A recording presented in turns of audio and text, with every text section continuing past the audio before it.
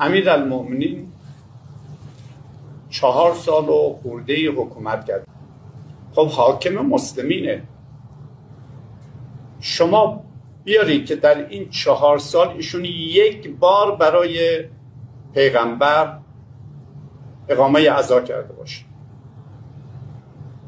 یا در سالگرد پیغمبر ایشون یه صحبتی خطبه‌ای داشته باشه به مناسبت سالگرد پیغمبر، یا برای حضرت زهرا.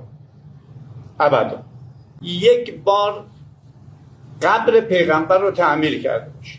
اون وقت ما الان دنبال این هستیم که دهه محسنیه و دهه رقیه و دهه